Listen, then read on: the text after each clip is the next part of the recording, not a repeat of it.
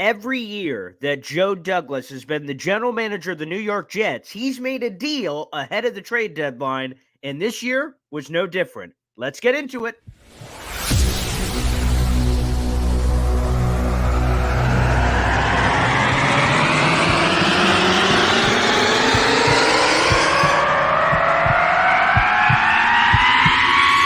Zoinks! It is unequivocally the Super Bowl for New York Jet fans. Field Yates, baby. Field gosh darn Yates. Let's bring him on the show. Come on, people. Connor Rogers is joining the show. What's up, Connor?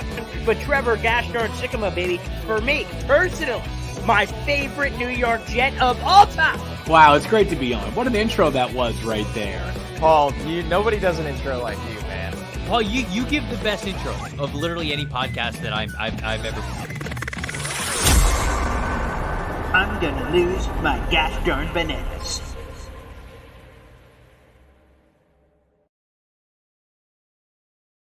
Good morning, everybody. My name is Paul Eston Jr., a.k.a. Boy Green. I'm the New York Jets digital reporter for Heavy.com, and Joe Douglas has once again made a trade. It's smaller, and it's sending stuff out of the building, but it could be a sign of what is to come in the building. We'll get into all that jazz here on the show. This is Boy Green Daily, a daily New York Jets video show. So no matter where you're watching, show your support. Snack size real quick every morning. Also available in an audio-only version wherever you find your podcast. Simply search for Beep Boop Bop. Boy Green Daily. Let's bring in our guest who's been here before. He's getting comfy. He's not even asking me to go in the fridge anymore. That's how comfortable this guy is on Boy Green Daily. So let's bring him in. It is Jay, better known as JJ or J Jets X if you prefer on the Twitter X sphere. Jay, what's poppin', baby? How's it going, Paul? How's it going, buddy? It's going good, man, and I appreciate we're in the buddy stage. That's excellent. Let's keep those good vibes rolling here. I'll tell you, somebody who wasn't called buddy was probably Mecole Hardman in that Jets building. I mean, he was just in and out so quickly that I'm not even sure what happened there. So here's the comp for those who missed it via Adam Schefter. Yesterday, the New York Jets traded away wide receiver Mecole Hardman back to the place he spent his first 4 years of his career, the Kansas City Chiefs. It's a late-round draft pick swap. Here are the specifics. The Jets are sending Mecole Hardman and a 2025 seventh to the Chiefs for a 2025 sixth. So for about $4 million, it's not exactly $4 million with some of the guarantees. It's a little less than that, but basically $4 million to move up around in 3,000 years in one single round to the seventh round. That's what the Jets did. First off, I want your raw reaction here because we have time to kind of go through all the layers of this deal. But Jay, what was your reaction when you saw this trade yesterday? I'm not gonna lie to you. I'm pretty bummed out about it because I've always liked Mecole Hardman. You know, he wasn't like a top receiver or anything, but he showed flashes in Kansas City. You know what I mean? He made big plays in the Super Bowl, and you know he's a fast receiver. He was arguably one of the fastest players on our team when we had him, and I'm just upset about it because they didn't use him. You know what I mean? They didn't give him an opportunity. Like you said before, like maybe the relationship wasn't good in the facility, but. I don't know, man. They didn't give him an opportunity. I think he had like maybe total like six or seven targets. I know he only had one catch for 6 yards. But I mean, I'm not happy about it. Like I get we got to move guys. You know, we got Gibson coming up, so it gives him a better opportunity. But I'm not a fan of the trade, to be honest with you. Yeah, let's go through all of that here because there's a lot to unpack with what you just said. But I'll start with that. I'm equally disappointed. I'm not happy about this trade. I don't know how many Jet fans are out there. I'm not sure the temperature check. They did not like when I called out Joe Douglas and the coaching staff for this trade. I received a lot of hate immediately. Like, Paul, you're an idiot. What are you talking about? But I'm glad we've got this platform where I can say whatever the hell I want. So screw you, people. But, you know, on the Mecole Hardman thing, I'm disappointed because you sign a guy. You sold him on a plan. Mecole's admitted this. The Jets have admitted this. They said, hey, Mecole, with the Chiefs, for the first 4 years, you won 2 Super Bowls. You were a gadget-type player that was used in that role, and you were effective. You helped the team win 2 Super Bowls. I'm not saying he was a Super Bowl MVP in any of those, but he was a piece. He was a Pro Bowl returner a handful of years ago. He had that big play explosion to get the ball in his hands. And Mecole has even said himself, he believes, he himself, which he should have this confidence, he's the best player in space in the NFL. And it's hard to disagree when you look at some of the analytics and his speed and everything else. But The Jets sold him on a plan of free agency. Hey, we're going to use you. We're going to expand the route tree. We're going to do this. They whispered all the sweet pleasantries. Pillow talk is what we call it, laying in bed. Ooh, Mecole. Ooh, we're going to do this for you. Ooh, baby. Okay, I'm in. And then all of a sudden, one catch for 6 yards. Yeah. Here's my thing. Xavier Gibson is an amazing story. And obviously, free agency comes before the draft. So Mecole was signed prior to even finding out that Xavier Gibson would be a thing. But to me, that's no excuse for the Mecole Hardman thing. Xavier Gibson, let me let me do a Google search live here on the show. Okay, wait 1 second. Boop, boop, boop, boop, boop, boop. Okay, you want to know what? Mecole Hardman, 1 catch, 6 yards. Jay, you would say that's not very impressive, correct? Not at all. Not at all. You want to know something that's less impressive? 1 catch for 4 yards, because that's what Xavier Gibson has this season. So for everyone who's singing the sweet pleasantries of Xavier Gibson, who obviously had the punt return walk-off touchdown, Xavier Gibson also equally has done nothing as a wide receiver. So for the people saying it's very simple, Paul, you big dumb animal, beep, boop, bop, Xavier Gibson exploded. Exploded for what? 1 catch and 4 yards? Because that's all he has this season. A receiving perspective. And then the other thing I want to sprinkle on topic here, Jay, before you jump in, Randall friggin' Cobb, this old bastard, he has 3 for 20 yards. So what has he done? He is terrible as a run blocker, so he's not providing anything there. He's playing 49% of the offensive snaps. He's appeared in 6 games and has started in 1 of them. 49% of the snaps? I don't know, man. All I'm saying is this. I'm not saying that Joe Douglas and the coaching staff should be stoned to death and in the public, but they deserve some egg on their face for not being able. So signing a guy, convincing him that he's going to have a role here. He has a role on a championship football team that won 2 Super Bowls, but here he can't even get on the field. Do you know how arrogant that is? Yeah. To the guy and say, sorry, you just can't fit here. And he's probably looking around like, you guys haven't won a Super Bowl in 50-something years. What in God's earth? So that's a part that frustrates me, because the Gibson and even Cobb excuse, it's bullshit. None of those guys have done anything either. Yeah. To go on that, like I said, they didn't use him, and they had Randall Cobb in for some reason. Like, I get they brought him in for Aaron Rodgers, but Aaron Rodgers isn't our guy this year. So why not put a much faster and younger player in like Mecole Hardman, which, like you said, we've seen him play. We've seen him play in big games and make big catches. And then they haven't really they've been using Gibson in those jet sweeps. They've used it a few times, and it worked with him. But, why not use a player like Mecole who has the experience in doing that, like I said, in big games against good teams? It's just weird. I like you said, maybe the relationship was bad or what, but I wanted to see him used more than Randall Cobb for sure. And the fact that you said that Randall Cobb has played 49% of the snaps, that's just crazy to me. Like, in my opinion, I'd rather see even Gibson or even Jason Brownlee at this point than Randall Cobb. You know what I mean? Yeah, that's the thing that also gets me, that frustrates me a little bit, is that it's not like they used Mecole Hardman and it didn't work. Again, I can't speak. You're 100% right, Jay. There could be something behind the scenes that we just don't know. Something rubbed. And again, I'm not accusing him of these things. I'm just throwing wild speculation. Was he not working as hard in practice? Is there some stuff that we don't know back here from our seats that was obviously the reason? Maybe, but I can't speak to that because I don't know about any of that. The only thing I can say is that despite whatever quote unquote didn't work, you didn't try. You didn't try to get him on the field. 10% of the offensive steps is not trying. Randall Cobb, 49% of the offensive steps. You're giving him opportunities. Like, I don't think Mecole Hardman ran 1 jet sweep the entire season. No. I think the only thing he got was that 1 catch in the Cowboys game where he kind of wiggled a little bit, got the 6 yards we talked about, and then he was tackled.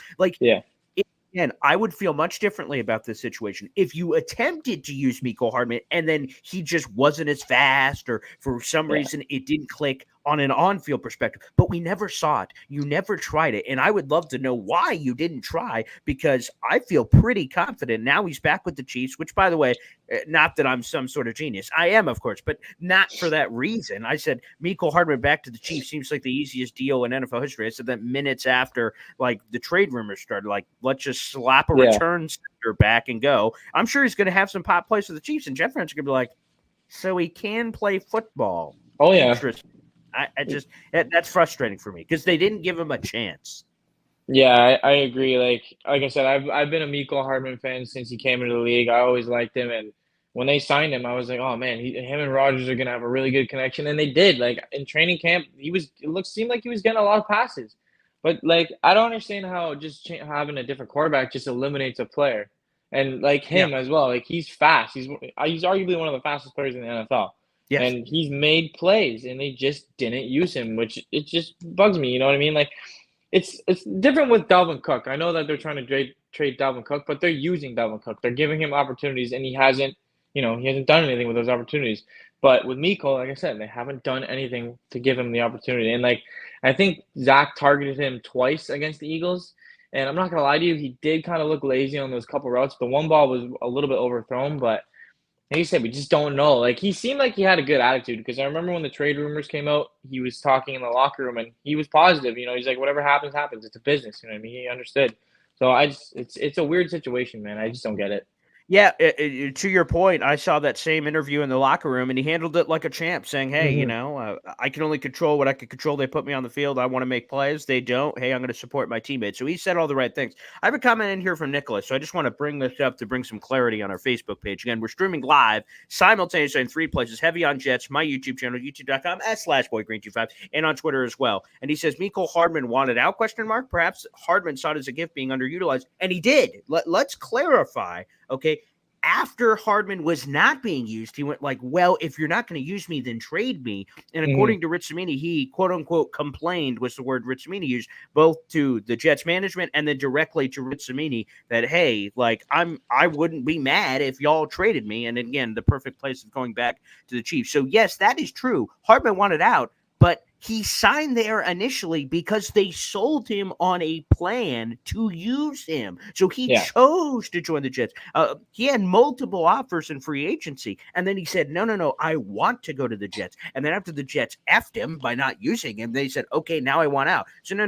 Yeah. It's not one of those things that Hardman wanted out immediately. From what we understand, from all the information we have available to us, he wanted out after they didn't use him, which, by the way, can't friggin' blame him. I'd want out too. They are not even giving him the op. So again, I'm really excited about the Xavier Gibson story. It's amazing. He's a UDFA. It's cool. But people, stop throwing that false narrative out in the streets about Xavier Gibson, quote unquote, stole his job. It's that simple. It's not that simple, because obviously look at the production, look at the offensive snap percentages. He has not taken Mecole Hardman's job, because apparently Hardman never had a job to be stolen.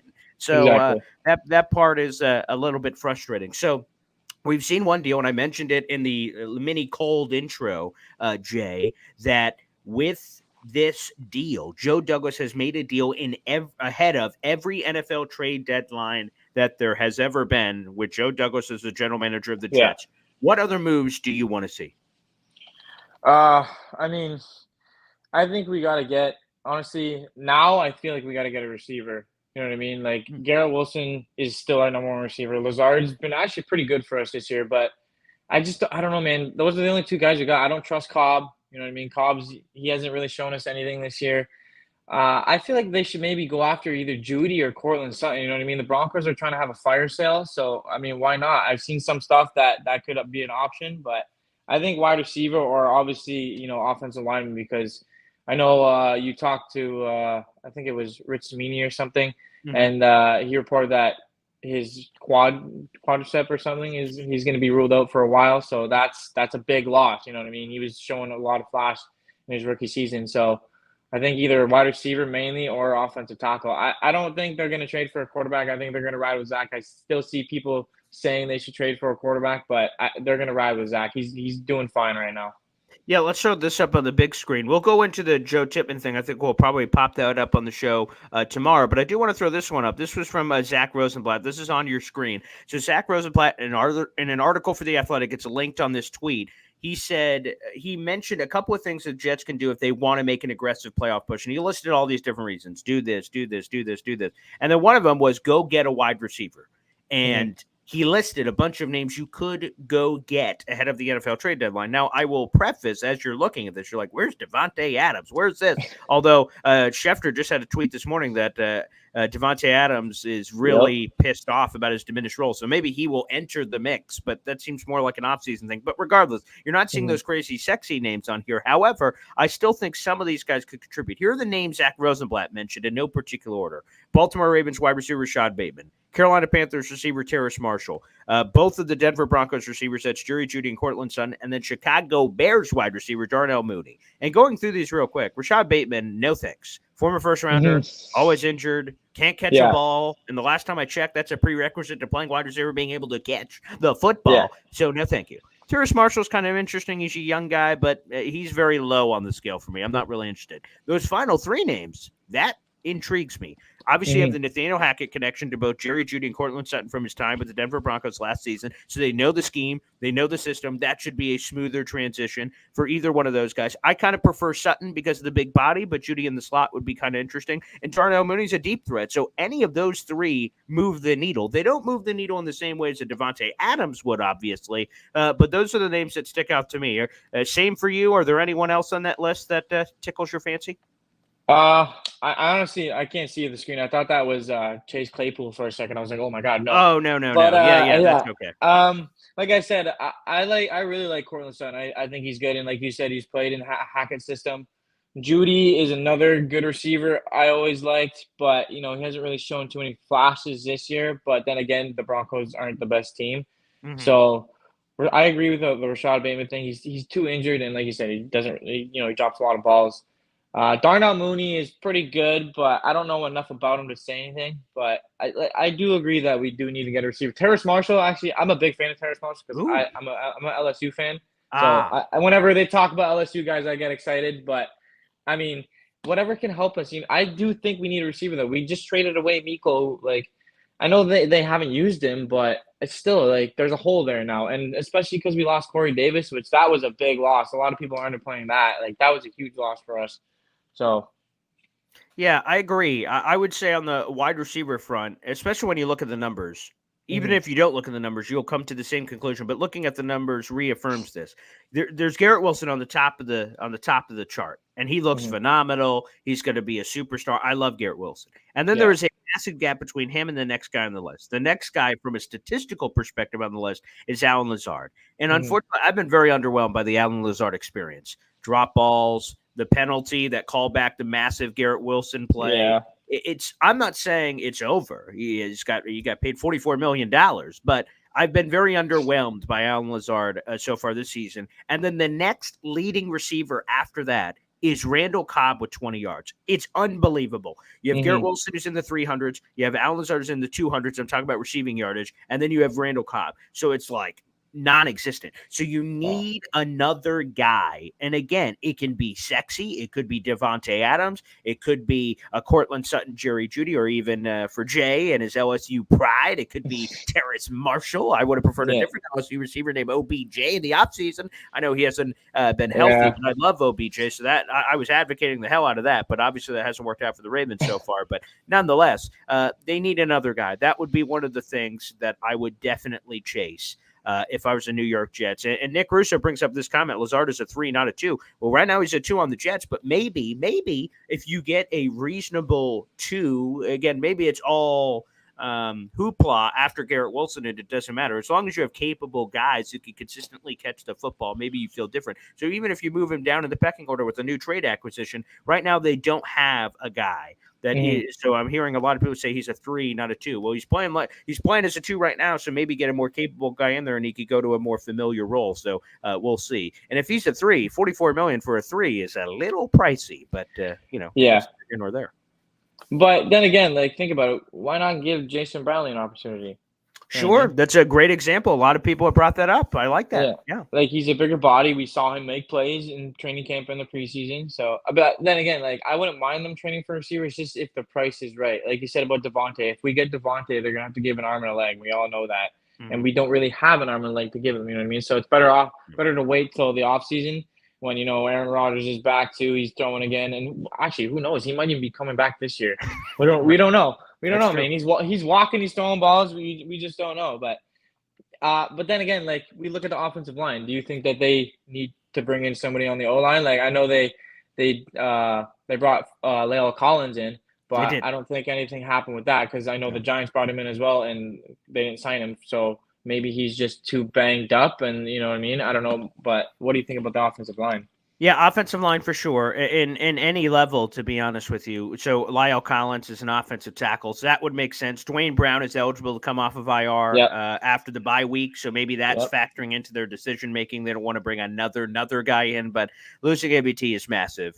Hmm. And Max Mitchell was getting beat like a redheaded stepchild in that Eagles game, and that was hard to watch. A Yeah. couple of times, Zach Wilson just had no time. I mean, like 0 seconds. Hmm. Hassan Reddick was immediately on top of his game. So Lyall Collins is very talented as long as he checks out medically. To your point, he blew out a couple of collateral ligaments in Yeah. December a year ago. Well, it's not even quite a year ago.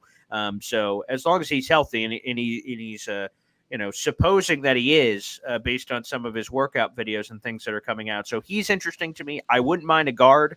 Dalton Mhm. Reisner was out there forever. Now he's no longer available on the open market because, again, there's Joe Tippmann thing, which we'll probably make a full show on the episode tomorrow. But that's, that could be a guard because with Wes Schweitzer stepping in, who is playing guard if Wes Schweitzer gets hurt? That's a big question that, quite frankly, right now, Billy Turner, who's played some guard before in his career, but that doesn't feel great. And he's most No. recently been playing tackle. So I wouldn't be mad at more guard play potentially for the New York Jets. But who's given up a really good guard right now? That's, I guess, up for Joe Douglas to figure out. He did it a couple years ago. LDT, Laurent Duvernay-Tardif, a fellow Canadian, baby. Booyah! Yes, sir. See, I brought it all full circle there. You like that? Yeah, so, Yeah. he was able to find that, that situation. Maybe another one of those could pop up. But, yeah, offensive line, that'd be nice. Yes. Yeah. And obviously, Lyall Collins is an LSU guy, so, I like him. Thank you. Yeah, full circle. Full circle. I love that. Exactly. Well, Yeah. Jay, go ahead, Jay. Oh, no, you're good. Yeah, I was going to say, Jay, before we get you out of here, I know you've been doing it on the Twitter, the X app, JJetsX. You've been giving your recaps and preview videos. It's a little dip of the toe in the water to see if you want to play in the YouTube game. But let people know what kind of that's all about and what you're bringing to the table there and why people, of course, should follow you and check that out on a week-to-week basis. Yeah, I'm actually I started doing a weekly space. I might do it more than once a week because I just did it for the first time on Tuesday. It actually went pretty good. So that's going to be a weekly thing at 8 p.m. every night, just talking Jets, positive vibes and stuff like that. And then obviously not this week, but every game week, an hour and a half before the game, I'm going to host a space. And I'm going to try to bring in a guest, maybe you, who knows. Hey now. And then I'm going to host a halftime space for about 15 minutes just to talk about what's going on during the game, let people get their anger out because I know that's what happens a lot because I'm the same way. And then we're going to do another space post-game to talk about what happened. So, and then it's pretty much going to be the same thing as my reviews, just, with live people. I still think I'm going to do the reviews myself because I know I've been getting a positive response for them. But as far as the YouTube page goes, I'm going to just wait a little bit on that. But I do plan on starting my own YouTube page and doing something like you do, bringing some guests on, hopefully, and just talking Jets football because I found a passion for it. Apparently, I'm pretty good at it, so I might as well run with it, right? And like you said, start a YouTube page, get it going, and see where it leads me. So I'm pretty excited about it. Yeah, well, I love the Twitter Spaces. They're amazing. I think it's a very easy way for first off, for your brand to grow and for fans to get. It's cool to do because back in back in my day, my original Jet show, I recorded in a radio room by myself. It was me and microphone, and that was it. And sure, some people could submit fan questions or something like 3 hours before, but that's how it was, and it was cold. And then eventually, when I made this jump over to YouTube a couple years ago, and you could get the live interaction, it took it to another level. So that's what I love about the Twitter Space. I think that's a great platform, and I'm going to be keeping my eye out for it when you guys are live. And I know you're with the Jet Lounge now and all that wonderful stuff. So when you guys are live, that's a cool way. I think the fans are really going to dig it. So can't wait. That's going to be a lot of fun, man. Yeah, I'm excited. I'm actually going to be going to New Jersey, possibly to the Jets-Giants game to discuss some stuff with those guys. So, yeah, man, big things are coming. It's happening so fast, man. Like, I just started doing this after the Cowboy game. So, it hasn't even been like a month yet since this all happened. So I'm really excited. I appreciate you with the support and, bringing me on here and all that. Yeah, no problem, man. Well, thanks everybody for tuning in. We're in the middle of the bye week right now. We have a couple more episodes. Then, of course, we will flip the tune to that New York Giants game that Jay was just talking about. So we do have that coming out of the bye, but a couple more juicy episodes. Make sure you guys stay tuned here to the channel live every day at 7:30. Take care, everybody, and we'll see you next time.